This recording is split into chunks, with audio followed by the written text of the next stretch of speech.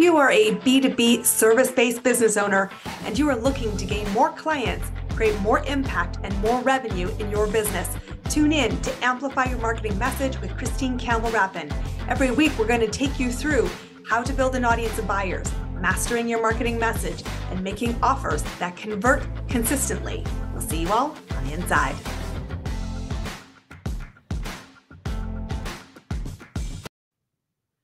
This one is for everybody out there who is struggling to attract enough clients. That means they have capacity. And I'm coming at you with a really controversial moment right now. I'm going to be really disruptive out of the gate. If you are thinking that the answer to your sales problem is marketing, you are way in left field, and it's not the problem that you should be solving. In order to create more clients, you need to address the elephant in the room, which is sales. You have a broken sales problem if you do not have enough clients. And we need to fix the sales problem first. Otherwise, marketing is simply the equivalent of lipstick on a pig. Looks great, beautiful red lipstick, but useless because you're talking to somebody, you don't know who they are, you don't know where to find them, and you're literally throwing resources at the wall and solving the wrong problem.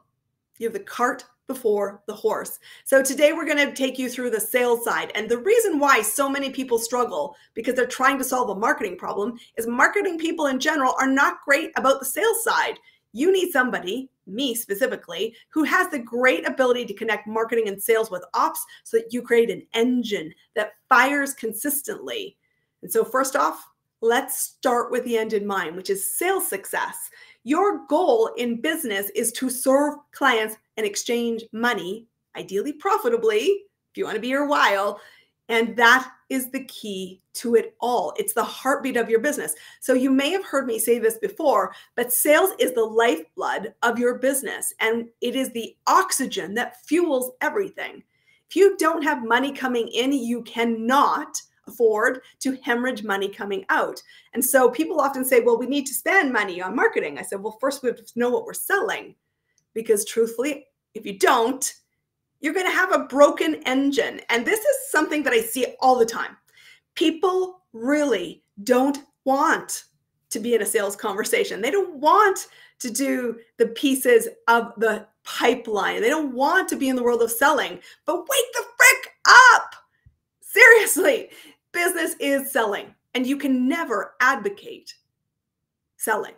You may hire extra people in your business to support selling, but it is every single person's responsibility in the business to be selling because your whole lifeblood depends on it.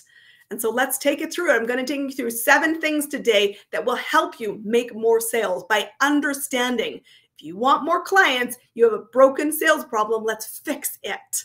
And then we accelerate it with the right marketing around it. So the first piece of the puzzle is to recognize you have to start with the end in mind. Business is math. And I've had this conversation here on Amplify Your Marketing Message before. So if you haven't watched the episode, which is about business math, go find it on your favorite platform and watch it because you need to know your numbers. Every business has an economic blueprint. Revenue is determined by how many clients you're serving, at what average price, at what conversion rate to how many offers you're making. Every business has that. I don't care whether you're a solopreneur or you're a big company, one of the largest on the planet. This is the foundation of business math. So you need to know.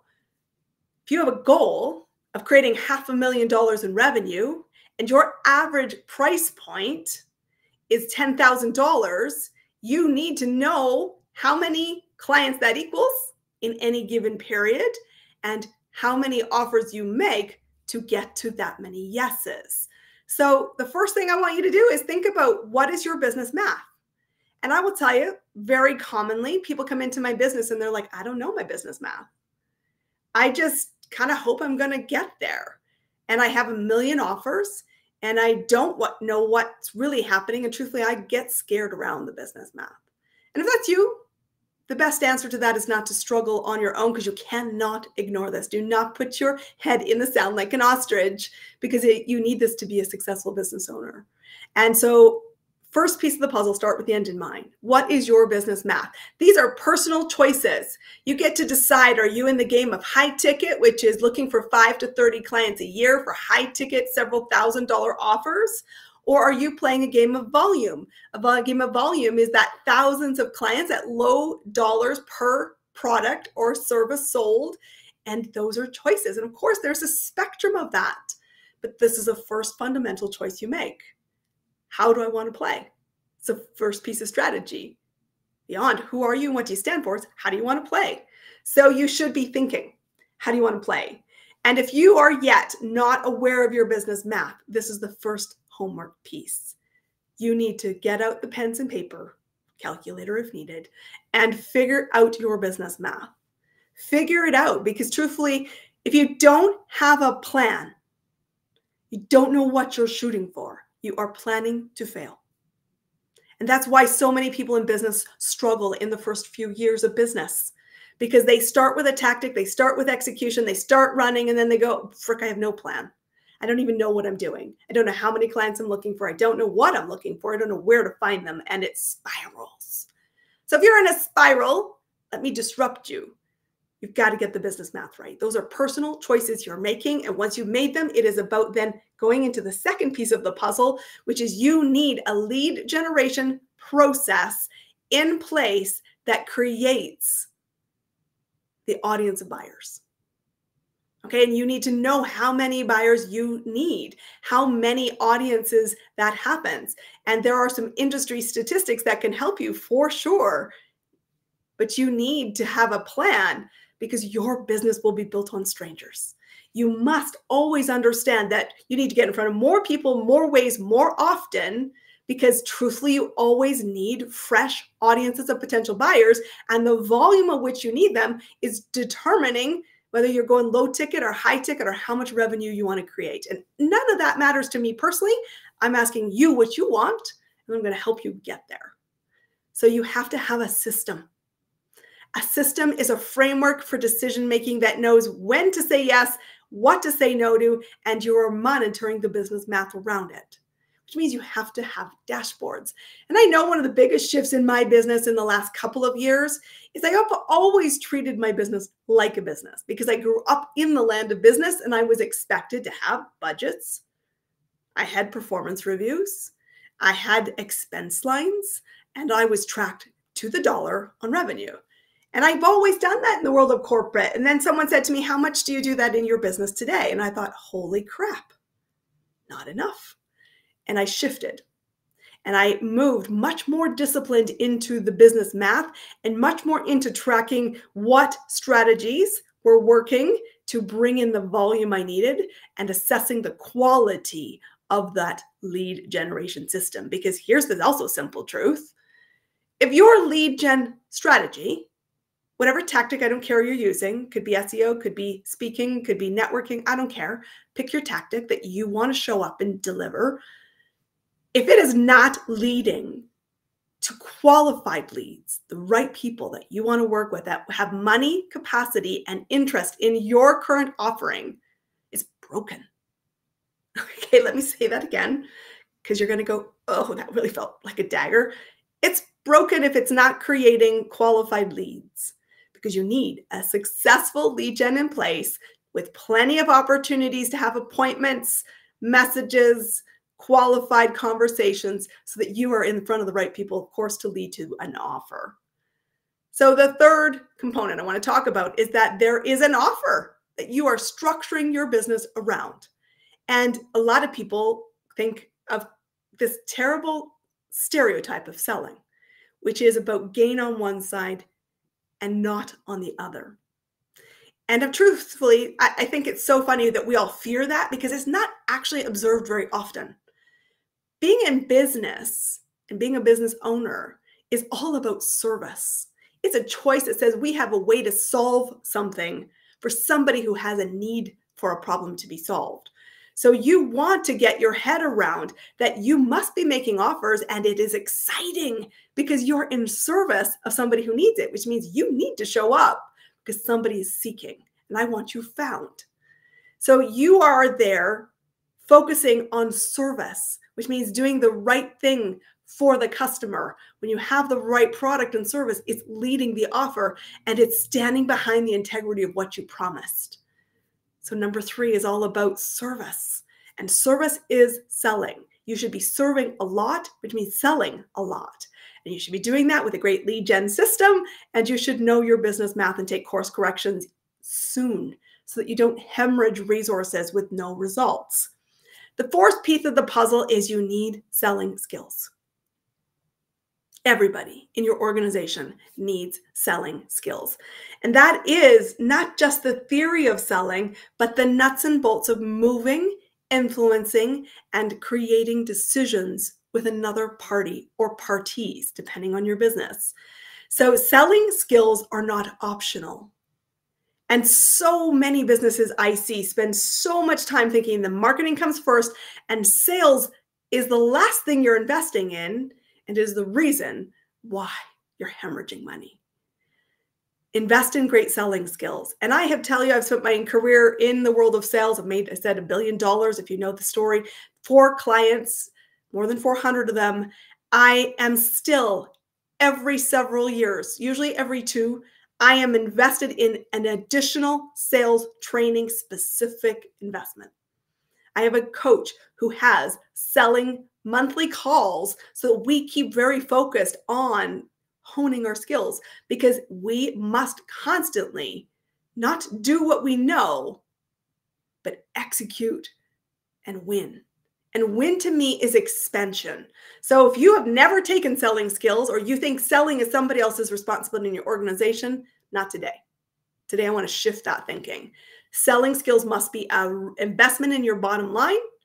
It is an investment that you should have in your budget, and you should be committed at saying, this is the most important thing I do every year, every 2 years, because you have to polish those skills.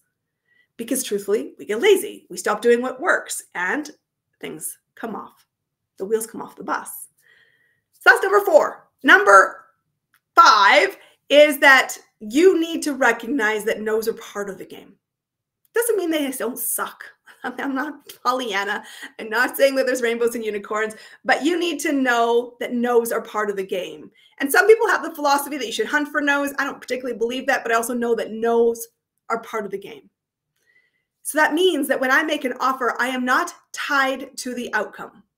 I make the offer because I firmly believe it is in your best interest to work with me to get that result. I am certain that I am showing up to make the offer. Whether you as the client, potential buyer, say yes in the moment, or yes, maybe later, or yes, today, or no, never, I'm not tied to the outcome. And so when you are in a place where the capacity is high and you need a lot of clients, we can start to get desperate for the sale. And we start to make offers to undesirable clients. Those are choices. Okay, you need to hear that. Those are choices. I want you to shift to the choice that says, I'm not tied to the outcome, but I am aware that I won't always get yes. So what is my responsibility is to get into more activity. And there's a couple of different ways in the activity that you can get into this to solve the problem more quickly. But no is part of the game. And when somebody says no, it's often not a definitive answer. It means a not yet.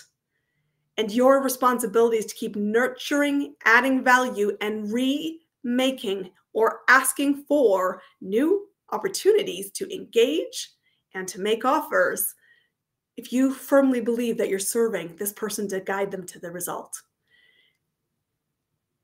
Beware of your desperate energy, and beware that rather than being hopeful, like a wing on a prayer that this person's going to say yes, you're saying they can say yes or no, and I'm okay with both, but I know today I will make an activity, because your number one responsibility in business is sales enablement.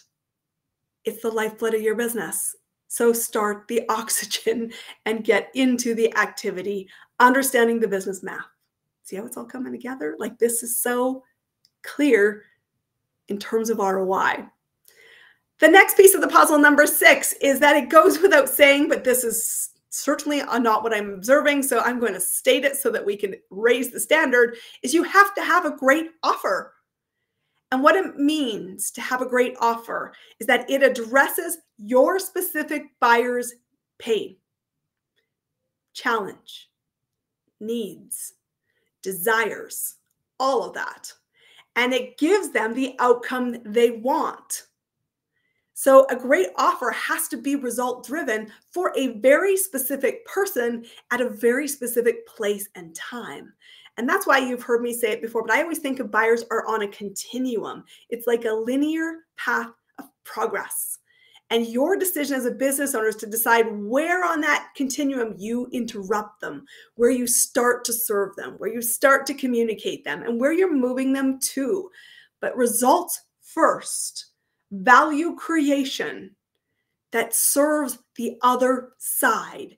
And sometimes I think the biggest challenge for business owners is that you don't see the other side because you get into your own spin and your own needs, and you forget that the responsibility is service to a two-sided coin. And that's why, as a mentor, my biggest responsibility is to advocate for your next buyer, is to bring the perspective of what do they want, what's the pain, what's the challenge, what's the desire, what's the need, what do I need to hear, feel, experience, and see that I will say, yes, you're the person I want to hire to get the outcome I said was non-negotiable. And I'm also helping, of course, all along the way as your mentor for you to go and get clear, why are you the must hire? And are you focused on the activity? Because once you lay this foundation and you have a pipeline, you have the numbers, you have a lead gen system, you're clear on the service, you have the selling skills, you're not attached to the outcome, but you are focused on activity, and you have a great offer, this gets really clear. You lead to marketing next, which means you need to talk to the right people. But notice how this is much later in the conversation. You then need to figure out who are the right people, where to find them, what to say, how to move them, and you need to lead them into action by inviting them to move. But without a clear focus on sales, marketing is equivalent of lipstick on a pig, pretty and useless. I want you to have a business that is rock solid, which is why I work with clients on the 3 non-negotiable foundations every business needs. Who's the buyer? How will we move them? And how do we create value? Today is that last piece of the puzzle, which is actually the heartbeat of everything. How do we create value? Because remember, the only time money moves hands is when the result is more desired than the investment level you are offering. And you've got to create a system. You've got to create an engine. And you've got to recognize this piece of selling and marketing and business in general is that your job is not to innovate every nanosecond. It's to build a foundation that provides 80% stability. And then you can add pops of cash, extra things. But business is boring. You create a system, you get really dialed in, and you run the play. You run the play. You have a sales process. You have a clear offer. You get known in the marketplace for the result, and you just use this framework, this discipline to create stability. So if you want to be in business in the next 12 months and you want to be here 5 years from now, how the heck is your sales, my friends? Chances are, if you right now have capacity, you do not have a marketing problem. Disruptive here. You don't have a marketing problem. You have a sales problem. And if you can't start with the end in mind, everything else becomes like a house of cards that is unstable. So let's stabilize the house. One of the biggest things that I help with my clients is getting really clear, what are we offering? A lot of people will say, I come to you for marketing. I said, yes, you do. But the reason you're going to come work with me is because we have to get the offer right, and then we'll accelerate it. So I invite you to come and have a conversation with me. If this one is hitting close to home and you're thinking, I really thought I had a marketing problem, but wow, listening to you, I actually do have a sales problem, then you need somebody who can connect the dots between marketing and sales. And that's rare. That's why I'm an exceptional mentor. So I invite you, come find me, ChristineCampbellRappin.com, and go light it up. Get clear on the sales side. Go make more sales, create more ripples, make more impact. It's go time, my friends. I will see you on the inside. Come connect me, ChristineCampbellRappin.com. Let's fire up that engine. I'll see you there. That's a wrap on another amazing episode of Amplify Your Marketing Message with me, your host, Christine Campbell-Rappin. Be sure to subscribe on your favorite podcast platform so you don't miss another great episode. And be sure to visit ChristineCampbellRappin.com/podcast to get a free resource on how to master your marketing message. We'll see you all on our next episode.